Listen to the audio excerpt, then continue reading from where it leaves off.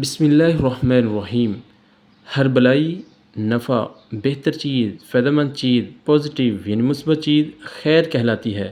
ہر انسان کی یہ فطرت ہے، وہ خیر کو پسند کرتا ہے اور اسی کا متلاشی ہوتا ہے۔ تو پھر کیوں نہ ہم ایک ایسی دعا پڑھ لیں یا ایسا وظیفہ کر لیا کریں جس سے ہمیں خیر ہی خیر ملے اور ہم شر یعنی نقصان دہ، غیر مفید اور منفی چیزوں سے محفوظ ہو جائیں۔ اس وظیفے کو پڑھنے سے پہلے ہمیں چند باتیں ذہن میں رکھنی ہیں۔ ایک تو یہ کہ خیر کا مالک اللہ تعالیٰ کی ذات ہے، ہمیشہ اسی سے خیر طلب کرنی ہے۔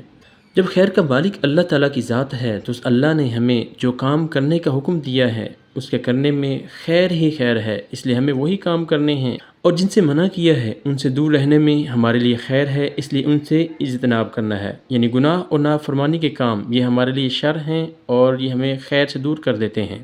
ان باتوں پر عمل کرنے کے ساتھ ساتھ یہ دعا پڑھیں، انشاءاللہ ہمیشہ زندگی کے ہر معاملے میں خیر ہی ملے گی۔ اور وہ دعا اور وظیفہ یہ ہے: رب انی لما انزلت الی من خیر فقیر۔ اس دعا اور وظیفے کے معنی مفہوم کو سمجھیں اور اس معنی مفہوم کو سامنے رکھ کر پڑھیں، اور جس کا تقاضا ہے اس تقاضے کو پورا کریں، یعنی اللہ تعالیٰ سے ہمیشہ خیر طلب کریں۔ انشاءاللہ زندگی کے ہر میدان میں ہم خیر حاصل کریں گے، نقصان، غیر مفید چیزوں سے بچ سکیں گے۔ اللہ تعالیٰ ہمیں ہر معاملے میں خیر عطا فرمائے اور ہمیں شر سے محفوظ فرمائے۔ اس دعا کو، اس وظیفے کو آگے شیئر کر دیجئے تاکہ زیادہ سے زیادہ لوگ مستفید ہو سکیں۔ جزاکم اللہ خیرہ۔